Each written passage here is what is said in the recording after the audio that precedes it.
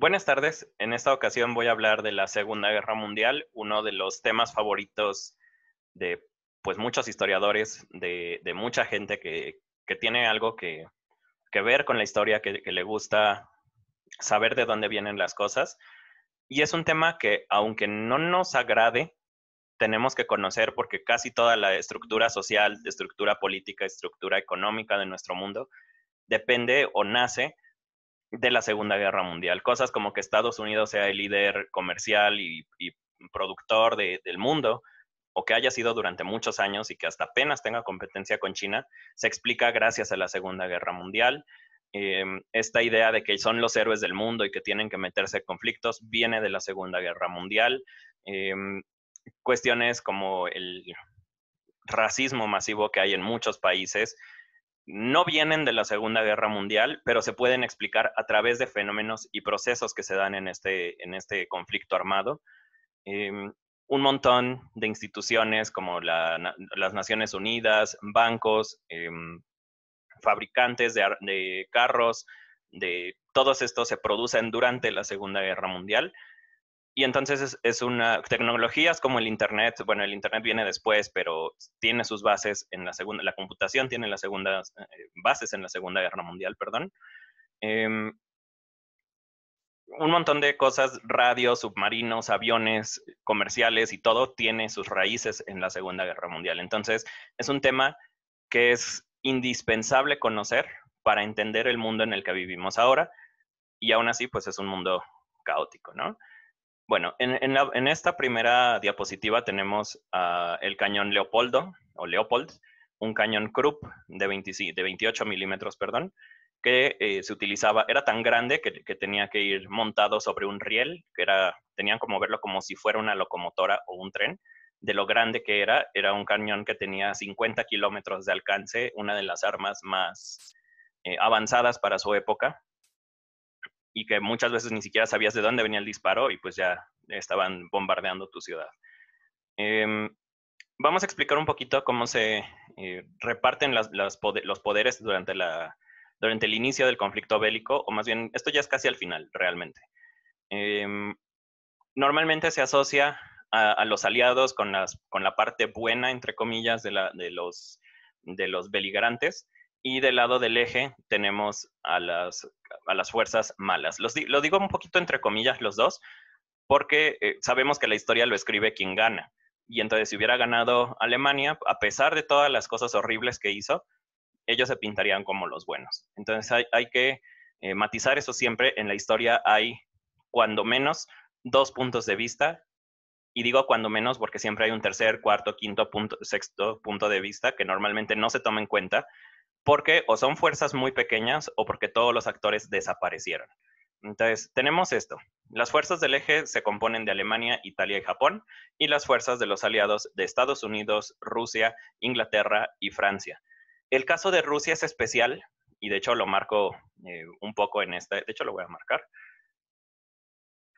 porque Rusia es un país que inicia como aliado de Alemania. Tenían un pacto de no agresión que se firmó, perdón, en 1939, y gracias a este pacto de no agresión se explica que Alemania haya avanzado tanto, y también uno de los más grandes errores de Alemania fue romper este pacto. Pero vamos a ello. Entonces, aquí también muestro dos formas de arte que hubo durante este conflicto, en donde se ve cómo la propaganda nazi y la propaganda de Estados Unidos ayudan a mover las fuerzas y ayudan a mover a la gente hacia uno o a otro extremo.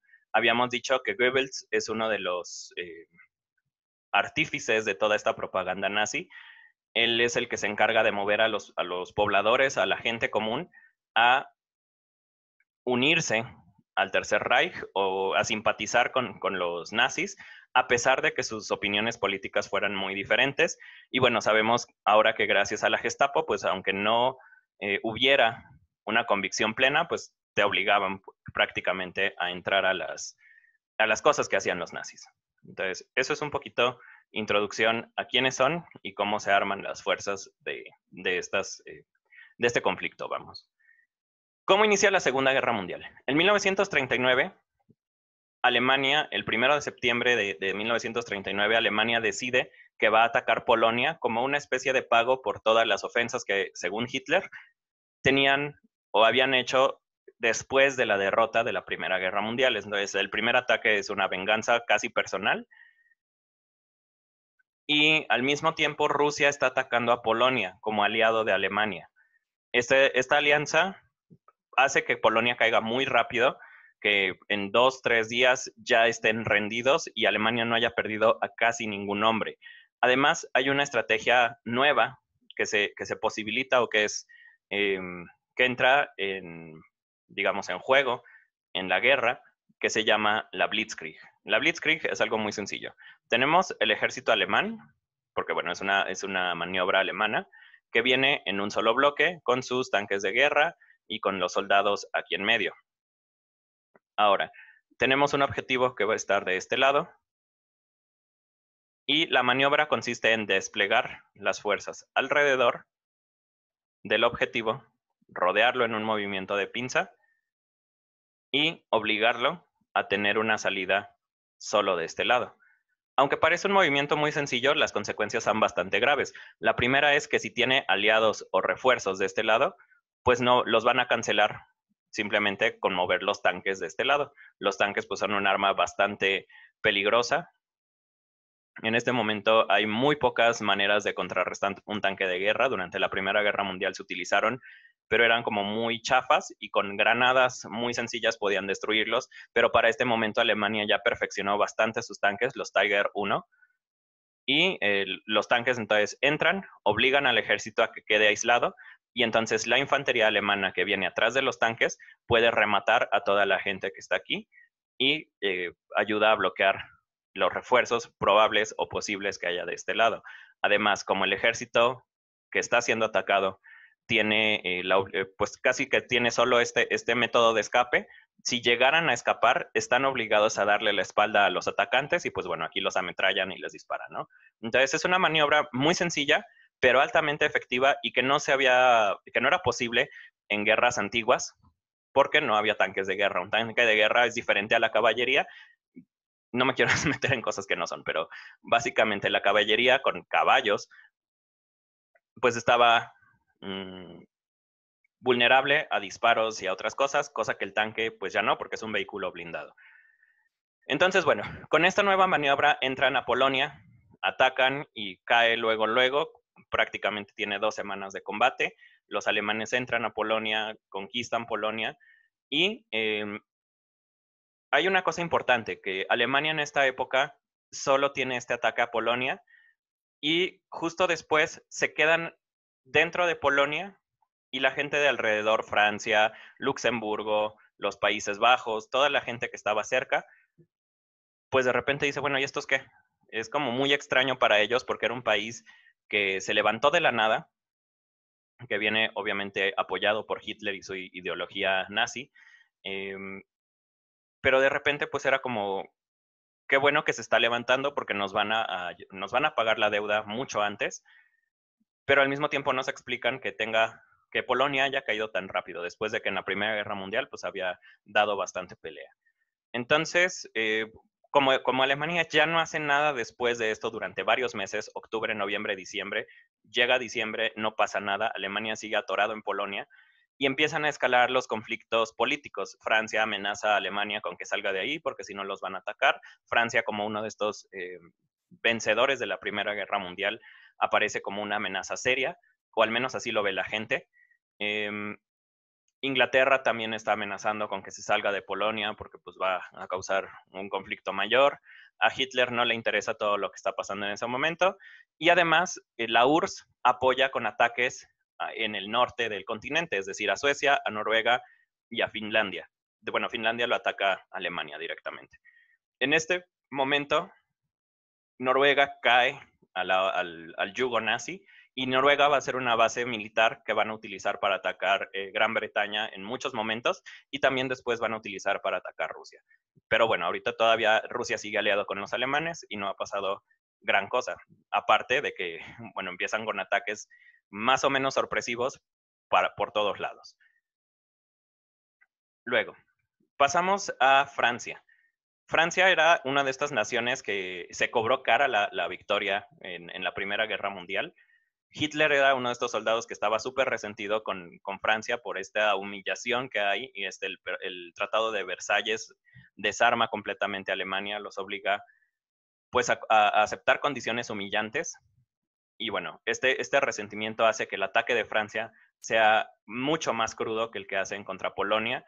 Y bueno, ya habíamos discutido un poquito cómo la llena de la Gestapo, Violet, o Wallet, traiciona un poco a Francia, bueno, bastante a Francia. Les dice que la línea Maginot, que es una línea de defensa de búnker, es una pared bastante gruesa, que se utilizó mucho en la Primera Guerra Mundial, pues es una defensa estática, es decir, no se puede mover, no puedes mover un búnker de un lado para otro como si fuera un juego de estrategia, de computadora, vamos. No se puede hacer eso, entonces eh, se enteran los nazis que la línea Maginot, pues está, que los franceses tienen todas sus fuerzas ahí detenidas porque esperaban un ataque frontal, y los alemanes hacen algo muy sencillo, que es rodear la línea Maginot. Entonces, tenemos a Francia de este lado, tenemos la línea Maginot aquí, como una barricada grande de varios kilómetros, es una defensa importante, y los alemanes lo único que hacen es rodear por arriba, por abajo, y toman Francia. Este es el momento en que la gente se da cuenta de que Hitler de verdad va en serio, porque están tomando los países que los humillaron en la Primera Guerra Mundial. Al mismo tiempo que toma Francia, el ejército nazi es tan rápido por esta adición de los tanques de guerra mejorados, que toma Países Bajos, toma Luxemburgo y toma varios países más. En este momento la gente se da cuenta de que Alemania sí va en serio, que sí está peleando en una guerra total. Y entonces Italia se une a las fuerzas nazis, ataca a Francia también varios días después, el 10 de junio. La invasión de Francia dura 2 meses, perdón, mes y medio. Entonces, de cuando llega Italia a ellos, ya solo quedan 2 semanas de combate, los franceses se rinden, y tenemos algunas fotos famosas como Hitler cerca de la Torre Eiffel. Tenemos algunas otras evidencias de que Hitler quería dinamitar la Catedral de Notre Dame, porque era un símbolo francés y era como humillante y estas cosas. La gente que estaba bajo las órdenes de Hitler en ese momento no quiso dinamitar la catedral, pero sí se sabe que Hitler quería destruirla. Eh, Durante todo este periodo, desde 1940 a 1945, Francia no puede romper el yugo nazi, es decir, pues aunque hay resistencia y hay movimientos que intentan liberar Francia, la verdad es que le tenían mucho miedo a la Gestapo, le tenían miedo a los campos de concentración, y aunque sí hubo como asesinatos y cosas así dentro de Francia, de oficiales nazis o de soldados alemanes, pues no bastan para destruir o para levantarse en armas como un grupo, y pues hay muchos problemas también políticos. El ejército francés de la Primera Guerra Mundial era un ejército ya viejo, no se habían preocupado mucho por renovarlo, y en el ejército nazi había mucho soldado joven, perdón. Entonces, pues es esto. Francia desde 1940 a 1945 queda fuera del conflicto, ocupado completamente por Alemania. No quiere decir que no haya habido guerras o que no haya habido batallas, pero Francia como gran potencia queda deshabilitada. Luego pasamos a Inglaterra. Inglaterra es el país que más sufre los embates de la guerra nazi o de la Segunda Guerra Mundial, bueno, junto a Japón, porque los alemanes tenían esta idea de que si Inglaterra caía, el resto de Europa iba a ser una conquista sencilla, y tenían razón en ese sentido. Inglaterra era una fuerza de combate pues mucho menor a la alemana en este momento. Los alemanes tenían 11.000 aviones al principio de la Segunda Guerra Mundial, y los ingleses tenían por ahí de 850, 870. Era una diferencia abismal. Además, mismo caso que en Francia, los ingleses pues tenían su ejército un poquito más moderno que el francés, pero no se habían preocupado mucho porque decían, pues Alemania no tiene los recursos, ya los drenamos después de tantos años de estarles cobre y cobre impuestos, y pues no pueden hacer gran cosa.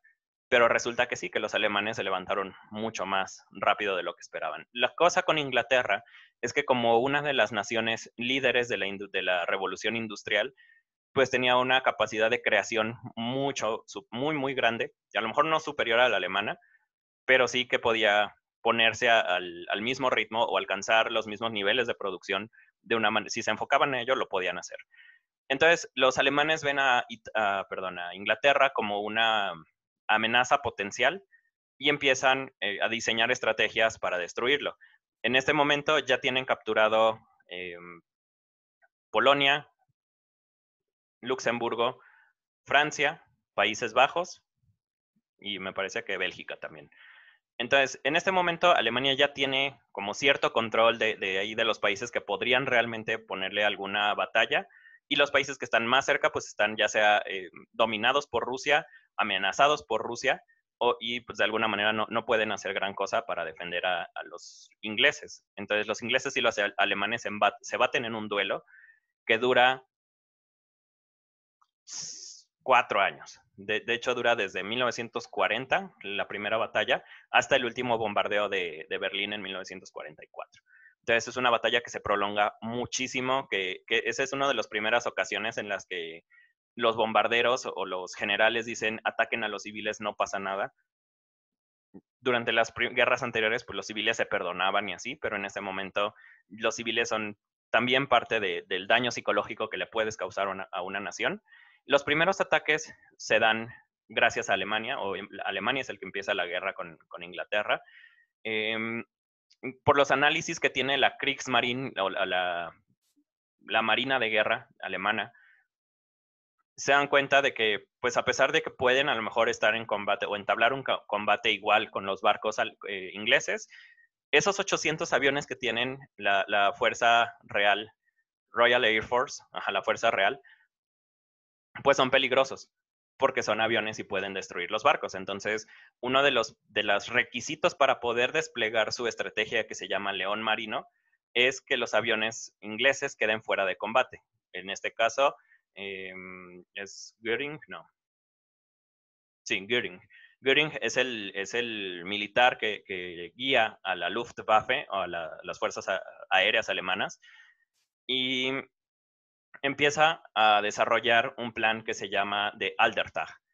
Y este Aldertag, Día del Águila, es el momento en el que empiezan los grandes bombardeos contra Inglaterra. Ya tenían varios meses bombardeando, de hecho, desde que se declara la guerra a nivel internacional. Alemania empieza a atacar barcos comerciales ingleses, los ingleses pues, le dan varias veces amenazas para que no lo esté haciendo, pero en este momento es cuando Alemania se vuelca completamente a la destrucción de Inglaterra. Y van avanzando los conflictos. En este día del Aldertag se calcula que hay casi 2.500 operaciones aéreas en un solo día, bombardeos, bombardear la ciudad capital, Londres. Al principio, de hecho, es como, pues, un poco revuelto, pero es un poco así también la guerra. Tenemos Inglaterra, siempre me ha salido muy mal el dibujo, perdón por esto, pero tenemos aquí Inglaterra, ¿no? Y tenían defensas como búnkers y otras torretas antiaéreas y eso alrededor de toda la franja, cosas que Alemania ya sabía. Entonces, la Kriegsmarine les pide aparte de destruir los aviones, otro de sus requisitos era que aplacaran o que nivelaran todas las defensas que tiene Inglaterra en el sur.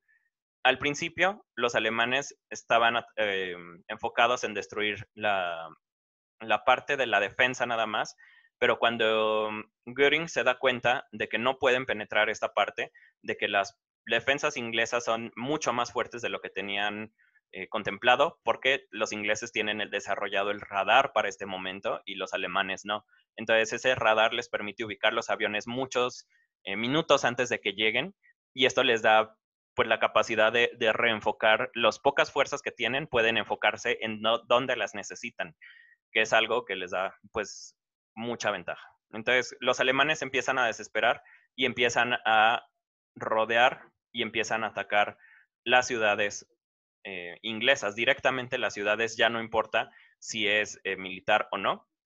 Y de hecho Londres es un punto estratégico importante porque es la capital. Y los alemanes se enfocan durante 2 meses, desde septiembre, todo octubre y todo noviembre, a atacar Londres día tras noche. Es un bombardeo impresionante que pues desbarata la ciudad. Pero hay algo muy curioso. Este ataque de todos los días ya estaba previsto y calculado por Winston Churchill, que es el político importante de Inglaterra en este momento.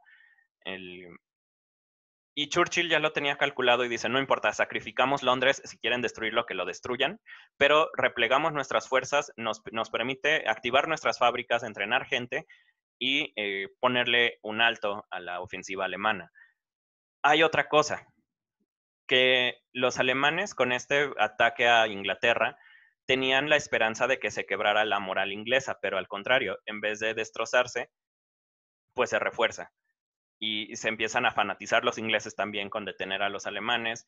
Y hay varios problemas, que los alemanes tenían calculado que esta operación del Día del Águila durara un par de semanas cuando mucho, pero el conflicto se empieza a alargar, pasa del 15 de agosto hasta septiembre, octubre, noviembre, diciembre, enero, febrero, marzo, abril, mayo del 1942.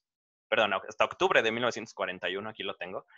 Y es una operación que para los ojos de los comandantes nazis que querían eliminar a Inglaterra lo antes posible, pues ya había fracasado. Y esto le cuesta a Göring toda su reputación y hace que baje mucho en los escaños que tiene Hitler y lo ve como un hombre pues que ya fracasó, que ya no le sirve de nada. Además, hay una secuela importante que cuando Inglaterra se da cuenta o está sufriendo estos grandes bombardeos, los generales ingleses dicen, ¿por qué solo vamos a recibir nosotros? Vamos a bombardear Berlín, no pasa nada. Berlín también es un objetivo, ellos empezaron a atacar a nuestros civiles, vamos a regresárselos. Entonces, sucede que el día en que empiezan a bombardear Berlín, uno de los diplomáticos rusos importantes, Molotov, está dentro de la ciudad de Berlín y se refugian en un búnker y dicen, ¿por qué, si ustedes van ganando la guerra, por qué los están bombardeando? En este caso, Ribbentrop, un político alemán importante del Tercer Reich, le dice, pues no hay ningún problema, nosotros tenemos digamos, la upper hand, tenemos la ventaja, pero pues Molotov se va con muy mala impresión de Alemania y esto ayuda a debilitar las relaciones con Rusia para después. Entonces, pues como no se logra nada en más de un año de ataques, los alemanes consideran la batalla de Inglaterra perdida, una batalla a la que le dedicaron toda su fuerza aérea, un ataque al que le dedicaron muchísimas toneladas de explosivos y que además no logra destrozar la moral inglesa. De hecho, al contrario, cada vez se ven más y más y más convencidos de que van a ir a la guerra total con Alemania. Y bueno, Inglaterra mientras está reforzando armas, refinando armamento y Alemania ya se empezó a estancar en las cosas que tiene. Ya no están produciendo, pues bueno, sí están produciendo, pero como todos se van a sacrificar en Inglaterra, pues es como si no. Y luego, estas son las dos principales batallas del principio de la Guerra Mundial. Y esto es como luce el mapa en 1940, cuando recién toma Francia, cuando Hitler recién toma Francia, es de este lado. Todo lo que está en gris es territorio nazi. Aquí está Noruega también, no se alcanza a ver, pero ahí está. Y este es el mapa en 1941. Prácticamente toda Europa había caído ya bajo el yugo de Hitler. A mí me falta una isla, perdón. Entonces, en un año, Hitler pasa de conquistar un par de países a conquistar prácticamente toda Europa. Tenemos aquí casos especiales que son España, porque aquí está Francisco Franco, el dictador, y es como simpatizante de Hitler. A lo mejor no es un aliado, pero tampoco Hitler lo ve como una amenaza. De hecho, Franco no hace gran cosa. Tenemos a Suiza, que es donde están todos los bancos, y Hitler no lo ataca. Suecia, a quien no pueden conquistar, y tampoco les interesa tanto, porque ya tienen Finlandia, ya tienen Noruega, entonces ya tienen bases en el norte, y pues atacar Suecia no les sirve de gran cosa. Entonces es una cosa bestial. Y tenemos varias operaciones que suceden en Turquía para intentar intimidarlos y aliarlos al eje. Tenemos parte de África que se alcanza a ver aquí, que también está dominada por Italia. Entonces, realmente Hitler alcanzó a dominar gran parte de Europa, pero la única nación a la que no pudo doblegar completamente o que no pudo, pues sí, dominar, fue a Reino Unido. Una de las cosas importantes por las que Inglaterra no cae es porque gran parte del poderío alemán tiene que ver con sus máquinas de guerra, como los tanques Tiger, como los cañones como el Leopold que les mostraba al principio. Entonces, tienen mucha fuerza, mucha artillería, muchos tanques de guerra, pero en el mar, y en el mar tienen los submarinos, pero pues no les sirve de gran cosa contra Inglaterra. Y bueno, aquí es donde encontramos el primer punto de inflexión. Aquí es donde Hitler empieza a desesperarse porque es una guerra que esperaba terminar muy rápido. Inglaterra quería que en 1941 ya estuviera bajo el yugo nazi, pero realmente es que no. Y tiene otro plan en la cabeza, que es atacar a Rusia, que es su aliado. Para este momento Rusia no ha metido las manos porque siguen siendo aliados de Alemania. Entonces, en 1941, Rusia dejó hacer a Alemania lo que quiso, pero justamente ese es uno de sus mayores errores. En 1941, envalentonados, por esta serie de victorias que les habían costado poco o medianamente a los alemanes, deciden que es hora de iniciar la operación Barbarroja, que es tomar Rusia como parte del régimen nazi. Y aquí es donde todo empieza a descomponerse para Alemania. No de inmediato, de hecho, la operación Barbarroja tiene un éxito inmediato muy inesperado por todos, incluso por los rusos. El primer ataque se llama, lo acabo de olvidar, tiene un primer ataque que es la operación Tifón, que es el momento en que Alemania decide, vamos a atacar a Rusia y vamos a llegar hasta Moscú para capturar la capital y anexarla al régimen nazi. La operación Tifón inicia el 30 de septiembre de 1941, si se fijan, pues ya está empezando a tener consecuencias los ataques contra Inglaterra, pero en este momento ni Rusia ni Estados Unidos estaban contra ellos. Alemania mete un montón de soldados a Rusia y empieza a tomar posiciones, toma Ucrania, toma estos países que siempre se me olvidan, Lituania, Letonia, Estonia, y empieza a avanzar rápidamente hacia la capital rusa. Y los rusos, pues como los toman por sorpresa porque se supone que eran aliados, al principio no tienen como un gran contraataque.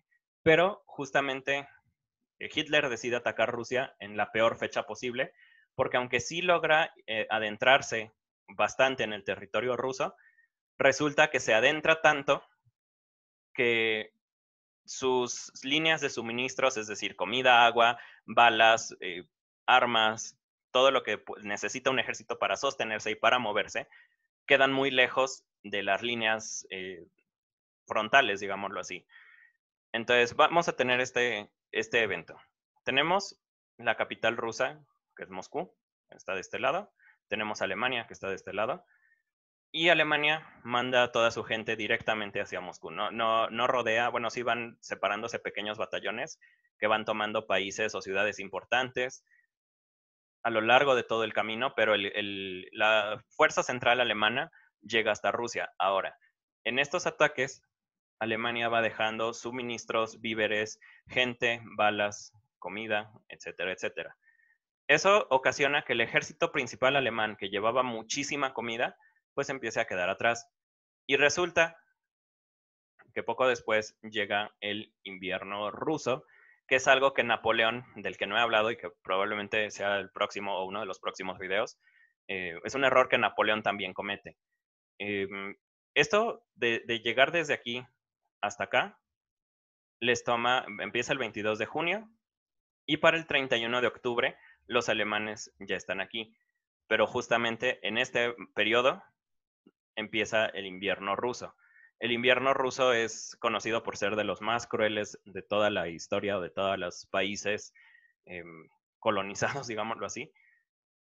Y lo primero que pasa es que cae una ligera nevada que se revuelve, la nieve a fin de cuentas es agua que se revuelve con el suelo ruso y empieza a formarse un lodo bastante pues especial. Y este lodo obliga a los alemanes a detenerse Y justamente detenerse es lo que necesitaban los rusos, porque en ese momento empiezan a llamar a toda la gente que tenían distribuida por todo Rusia, que es una cosa monstruosa, es un país gigantesco. Y todos los refuerzos que tienen aquí, Alemania esperaba encontrar un par de ejércitos nada más, pero para el 31 de octubre, perdón, el 31 de octubre se detienen ellos y para el 15 de noviembre los rusos ya tienen un ejército bastante grande con el que empiezan a hacer que los alemanes se retiren. De hecho, en este momento, pues ya con decisiones un poco más desesperadas, los alemanes empiezan a avanzar a Moscú, pero ya con menos precaución, ya sin esta idea de que van a conquistarlo luego, luego, ya empiezan a temer porque está empezando a escasear la comida. Llegan hasta muy cerca de Moscú, llegan a 20 kilómetros de la ciudad capital, y entonces el ejército rojo, como están en su territorio, pues empiezan a empujar a los alemanes hacia atrás. Además, hay algunas cosas que no he mencionado. En los pueblos que estaban alrededor y que Alemania estaba intentando tomar, algunos de ellos toman o emplean la estrategia de tierra quemada, que es cuando llega un enemigo, tú te vas a retirar de esa zona sin presentarles combate, pero vas a quemar todo el pueblo y todos los víveres y municiones. Entonces, eso hace que aunque llegan y capturan la tierra, no les sirve de nada porque no hay cosechas, porque no hay armas, no hay balas, no hay nada. Entonces, esto de tierra quemada le sucede en muchos lugares y cuando los alemanes se dan cuenta de que los están empezando a rodear, intentan retirarse, pero pues ya es bastante tarde porque ya hay refuerzos rusos por todos lados. Entonces, esta operación Barbarosa o Barbarroja es uno de los errores estratégicos más grandes de la Alemania nazi. De hecho, pues se ha pensado, o uno de los temas recurrentes em, de la ficción o de los retrofuturismos es que habría pasado si Hitler, en vez de mandar a esa gente para allá, se hubiera enfocado a explotar básicamente los países que ya tenía conquistados y pues incluso cosas como Doom Eternal o algunos, perdón, Wolfenstein, juegan con esta realidad alterna. ¿Qué habría pasado si los nazis no hubieran atacado Rusia? Porque este es uno de los errores más grandes que comete Alemania y además Alemania no contaba con que Joseph Stalin estaba igual de loco que Hitler, porque Joseph Stalin, a pesar de que tiene un ejército monumental de este lado, este ejército eran casi puros muchachos a los que les daban un rifle y les decían vete a pelear. Era un ejército que no tenía entrenamiento, un ejército improvisado. Y Joseph Stalin es famoso por decir esto de, bueno, si van dos en un si van dos soldados y matan a uno de ustedes, el otro puede recoger las cosas y pelear con eso. De hecho, era una cosa muy famosa que mandaban a gente sin armas, a uno le daban las balas y a otro le daban el rifle y pues háganle como puedan. Y Stalin sacrificó ola tras ola. Los soldados nazis eran soldados entrenados, bastante formidables, y los rusos les ganan solo por número y por condición climática. Pero Joseph Stalin sacrifica ola tras ola, tras ola, tras ola, y no le interesa porque pues aparte él era dictador también, y pues ¿qué le podían hacer? Entonces el ejército rojo se sacrifica o sacrifica muchísima gente para intentar detener a los nazis y al final sí los logran evacuar o sacar de Rusia, pero a un gran costo de vidas soviéticas. Alemania pierde muchísimas cosas ahí. Pierde de estos 3 millones de soldados que mandó, pierde 830,000, es decir, un tercio prácticamente de su ejército. Pierde casi todos los tanques de guerra que llevaba, pierde muchísima comida, muchísimas municiones. Y además, esto hace que Hitler empiece a perder el enfoque o a perder el foco de lo que quería con la Segunda Guerra Mundial. Y por ejemplo, la batalla de Inglaterra, pues también le pesa bastante porque siguen bombardeando y siguen sin dominarlos. En el Mediterráneo, que es una de las cosas que vamos a hablar en la segunda parte, pues las cosas tampoco van bien porque empieza a meterse Estados Unidos y de eso lo voy a hablar ahorita. Y entonces, en este momento es cuando Hitler empieza a perder la estabilidad del Reich que tenía hasta este momento y cuando este gran líder indestructible que se había presentado durante los primeros 3 años de la Primera Guerra Mundial, de la Segunda Guerra Mundial, perdón, pues se empieza a desbaratar. Tenemos del otro lado el segundo gran error de las fuerzas del eje. Los Estados Unidos hasta este momento no se habían pues manifestado ni a favor ni en contra de lo que estaba pasando en Europa. Les mandaba ayuda económica a Inglaterra, a Francia, que eran los dos países pues como más aliados de Estados Unidos. Tenemos aquí África, que también es un continente que sufre la Segunda Guerra Mundial.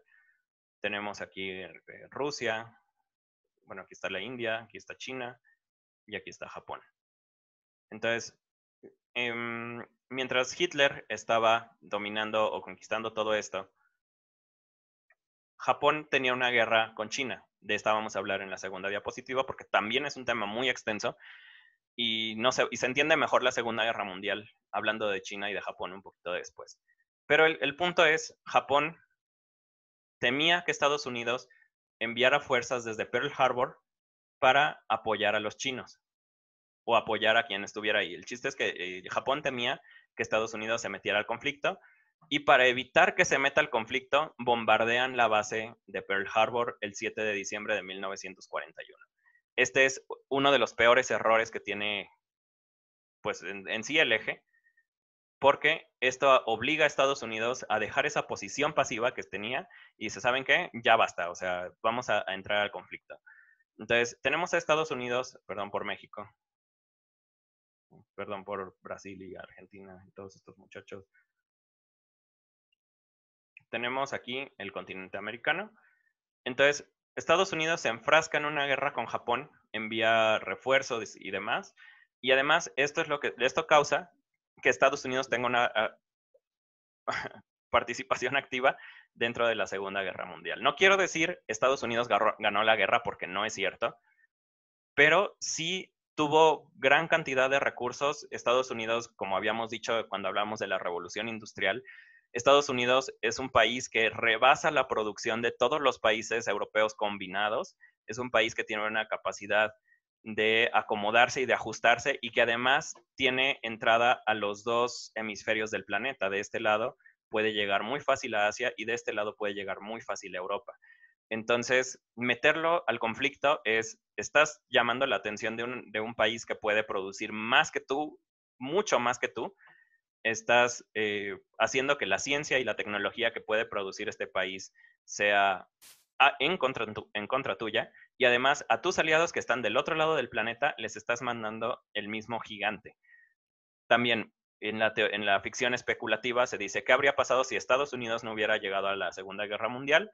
Pues quizá la guerra se hubiera alargado varios años más, porque además, como Rusia ya había entrado a la guerra como aliado de los aliados, pues ya Alemania realmente era una cuestión de tiempo para que cayera. De hecho, los primeros en llegar a Berlín son los rusos, y bueno, de eso vamos a hablar un poquito después. Entonces, segundo peor error es atacar Pearl Harbor. En este ataque hay varias cosas que no cuadran, porque Hirohito, que es este señor que está aquí, es el emperador en este momento, y aunque sí firma, digamos, la agresión contra Estados Unidos, se sabe que Hirohito era un emperador casi títere, no quiero decir completamente, porque sí tomó algunas decisiones importantes, pero pues el gobierno japonés en ese momento pues estaba como más con esta intención de manipularlo, y Hirohito toma pues decisiones arriesgadas y desafortunadas.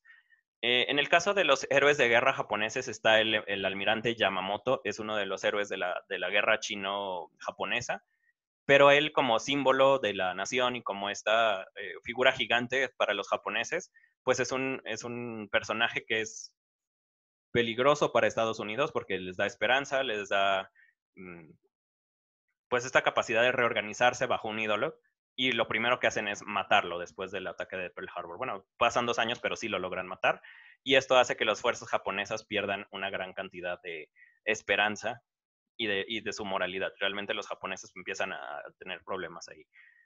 En el ataque de Pearl Harbor, que es lo importante de este momento, es que es un ataque sorpresa que hace que varios de los acorazados y de las fuerzas marítimas de Estados Unidos que estaban cerca de Asia pues queden inutilizadas, pero se sabe que un error estratégico de Japón en este momento es no tomar esa ventaja y acabar de destruir la base, porque quedan algunos oficiales, quedan algunos barcos que están ahí, y con la ayuda de Estados Unidos, digamos desde Washington, logran reconstruir bueno, no toda, pero sí logran volver a poner en circulación estos barcos, y pues prácticamente lo que hubieran podido destruir en Pearl Harbor, pues hubiera sido más dañino si lo acabaran de destruir y no solo dejarlo a medias, digámoslo así. Entonces, estos son los dos peores errores del Tercer Reich y, y del eje, perdón. Primero, atacar Rusia y segundo, atacar Estados Unidos. Sin esos dos errores, quién sabe qué hubiera pasado después de la Segunda Guerra Mundial. Y bueno, como es la introducción o es la primera parte, vamos a dejarlo aquí porque es muchísima información. Eh, pues yo tenía la idea de cubrir toda la Segunda Guerra Mundial en un video, pero hubiera sido un documental de casi 3 horas. Y la verdad es que es demasiado, ¿no? Porque aparte faltan las consecuencias, secuelas y demás. De hecho, una de las ideas que tengo para el canal es en algún momento revisitar esto de la Segunda Guerra Mundial, hacer los videos con más calidad y pues dejarlo mejor hecho, ¿no? Entonces, esta es la primera parte de la Segunda Guerra Mundial. Aquí solo estamos abarcando los 2 primeros años de conflicto y nos quedan otros 4. Y bueno, es todo por hoy. Muchas gracias.